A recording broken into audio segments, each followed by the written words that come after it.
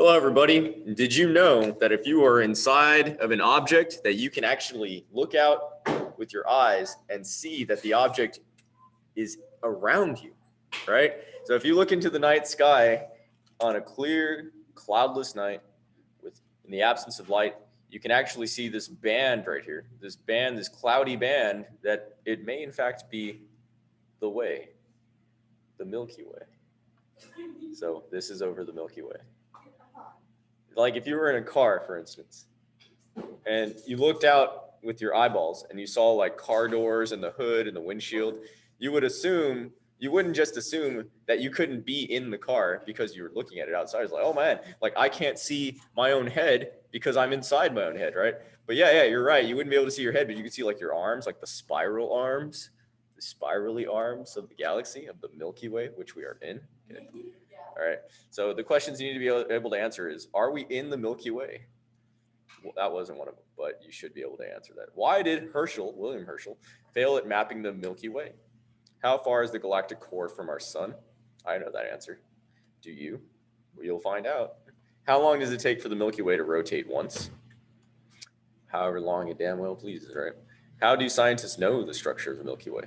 What evidence exists to indicate that the small Magellanic or the supermassive black hole, the supermagellanic cloud, okay, in the center of the Milky Way. So what evidence do we have that there's a supermassive black hole in the Milky Way? Okay, so let's move forward. Okay, the history of the Milky Way. As recently as 1900s, astronomers believed the Milky Way was the entire universe. That's kind of crazy sounding if you think about it now after going over galaxies. But if you really think about it, for a while we thought the Earth was the center of the galaxy, and our solar system was the only part of the universe, right? So, as we refine the scientific method, as we keep researching things for research's sake, right? Sometimes we don't really know why we're studying the things we're studying, right?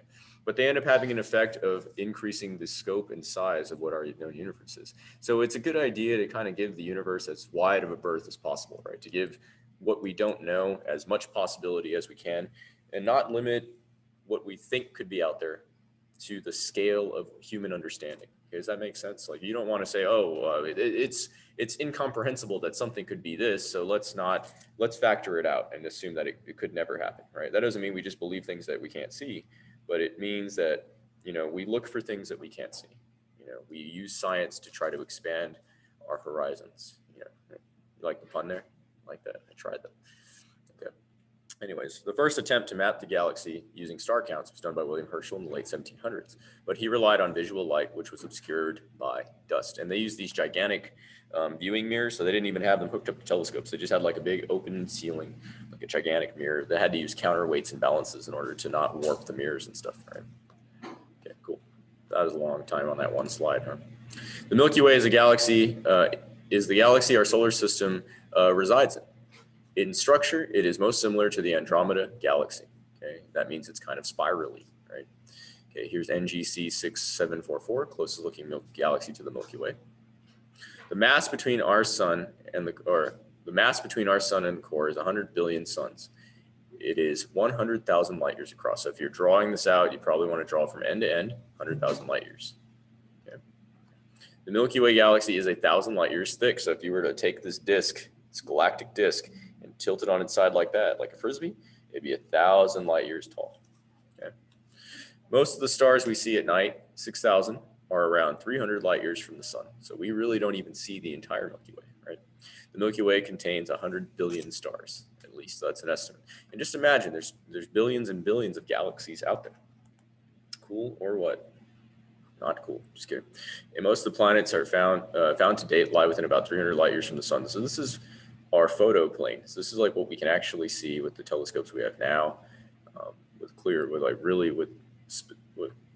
pinpoint vision, somewhat pinpoint vision. Okay. So if this were the galaxy and we were to fill it up with like sunflower seeds and bird seed and stuff like that, you'd have like 4 or 5 feet worth of bird seed, and this would be all the stars in the galaxy. That's crazy. The main bulge of the galaxy is 26,000 light years from the sun, or about 8,000 parsecs from the sun. Remember, a parsec is 3.62 light years, or 3.26 light years, rather. Most of the new star formation occurs in the arms of the galaxy. So you see this mass compilation, you see this like aggregation of materials right here. This is the birthplaces of stars. You're not going to find as much stuff in these places that aren't as dense because the material wouldn't be able to, there wouldn't be enough material there to condense to make those stars. Okay, so here's our sun right here.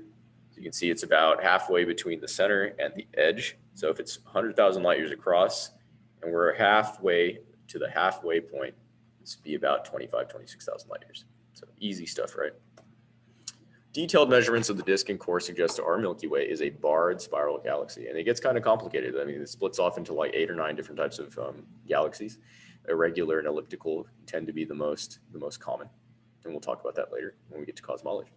Our sun is in the disk about halfway out from the center, so again, 26,000 light years. It means if I were to shine a light from where we are right here to the center of the galaxy, it would take that laser light 26,000 years to get here, going at the speed of light.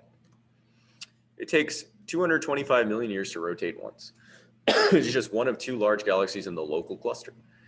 The part of the Milky Way we are most familiar with is the galactic disk. That's what we can usually see at night. You can see like that little cloudy part in the night. Okay. All right, so this is just kind of for scale. If our solar system, so if the galaxy were the United States, so if our entire Milky Way galaxy were the size of the United States, it would only be worth a quarter. I'm just kidding. Our solar system would only be a quarter, with the size of a quarter in the scale of the United States. Okay, which means Earth would be like a blood cell or a white blood cell. Isn't that nuts? I just made that up. You know, it's not even true. I'm just kidding. It is. Okay, so here we go. Earth would be the size of a white blood cell. Solar system would be the size of a quarter. You can't even see a white blood cell, can you? You can't. I mean, I can, but you can't. Here we go. This is how the solar system actually moves through the Milky Way.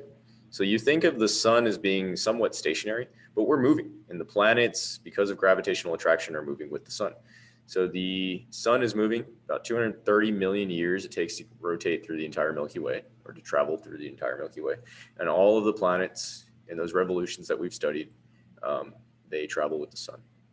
Cool, right? Looks kind of like a cool like Kamehameha beam or something. It's not what it is. It's not a Kamehameha beam, so relax. The tilt of the solar system in relation to the galactic equator. So here, so if we're just like how we talk about how the orbits of planets can be eccentric relative to the solar plane, the ecliptic, the sun going through the Milky Way is also kind of pointed upward as it is rotating. Okay, so we make this kind of sinusoidal bob up and down. From Earth, the view of the Milky Way is a thin band of stars across the night sky. This part is known as the disk of the Milky Way. The aspect ratio of thickness to width of the galactic disk is about 1 to 100. Okay, here are some objects that we've talked about in astronomy. Here's where they are in relation to us in the Milky Way. Okay, you notice that we don't really see anything outside of like this 20,000 light year radius, perhaps. That's crazy, right? So here's our sun. And we're really not seeing anything out here. Notice we don't have stellar observations of specific things here. Interesting, right? Density waves explain the spiral arm structure. Spiral arms, density waves through the interstellar arms. You're not going to need to know the names of like all these specific arms, but you do need to know the galactic bulges in the center. Clusters of stars and gas were mapped by the WISE surveyor. This indicates where the arms of the galaxy way are located. And yes, it is possible to know the shape of something you are inside of. You just have to use a little bit of mathematics. And, you know, if I close my eyes and open them and I see that I'm in a different spot, I can look at things relative to where I was at before and then map out and then basically draw out a map of what path I would have had to have taken for the object to look as different as it does. Okay, so that's how, so we use mathematics and observation to do that. That's also how we know somewhat the curvature of the entire universe, right? It's like, how would you know you were on a sphere if you were on the sphere? You know what I mean? So this goes back to like, oh, you know, flat earth, round earth, like literally just like stellar observations make the most sense easily because of the topography of the earth. Okay? In reality, the galactic disk is not flat. Okay? It does have some height. This is that thickness we were talking about. Okay. The galactic core. Okay, recently discovered radiation emissions by the core supermassive black hole show two large radiation bubbles around it. Okay, gamma ray bursts right here, X-ray emissions. There must be a lot of energetic things happening there. Must be a lot of stuff happening there. So I wonder what type of things we just studied would have the ability to radiate this type of electromagnetic radiation, right? Black holes, right? Okay, the center of the Milky Way exists a supermassive black hole that is over 4 million times more massive than the sun. So draw this right here. Draw this. You better get it down. No, I'm just kidding. Bright X-ray emissions highlight where the supermassive black hole exists. Remember, we can't see it directly, but we did show a video that said we look for X-ray radiation in the absence of light, right? So if we find things that are emitting X-rays, which are highly energetic, but we don't see an object there, it's evidence that there's a black hole. Coupled with the fact that we're all rotating around a galactic center that we can't really see, there's a massive amount of light there, which is evident of the event horizon of a black hole, the outside of the event horizon of a black hole. Okay. This location is known as Sagittarius A. So that's the exam question right there. The direction of Sagittarius A, that is the galactic center. That's the supermassive black hole. Radio source of Sagittarius A is located in a place consistent with the center of our galaxy. Temperatures here in the innermost part of the spinning gas reach over 1 million Kelvin. Okay. Discovered in 1974, the supermassive black hole was detected by an enormous amounts of radiation emitted in the center. Its mass is calculated based on the interactions and observed velocities of orbiting stars. What's interesting about it, though, is that the mass there is not consistent with the mass that would be required to keep everything in our solar system in the speed orbit that we do have. So as you know, the outermost planets are going to rotate a little bit slower, or the outermost solar systems and objects out here should rotate slower because of conservation of angular momentum. But the observations that we've done have shown that these things out here are rotating about as fast, or if not about the same speed as the things in the center. So there must be some other missing mass that we can't see dispersed throughout the entire galaxy to do that, to gravitationally attract these objects on the outskirts of the Milky Way. Otherwise, they wouldn't be able to travel as fast as they are. Okay, so is this a violation of angular momentum, or is there something else going on, right? Here we go. So here is a picture of how things are kind of moving. You see the period of years it's taken to kind of observe some of these things, right? It's not moving anywhere near as fast as how our solar system does. Okay, so that's it. Let's answer these questions, see if you can answer these. Why did Herschel fail at mapping the Milky Way? How far is the galactic core from our sun? How long does it take for the Milky Way to rotate once? How do scientists know the structure of the Milky Way? And what evidence exists to indicate supermassive black holes in the center of the Milky Way, which is very similar to the question we had in the previous chapter, just the black holes. Okay, hope this was helpful. Take all these notes. We'll have a quiz over this soon.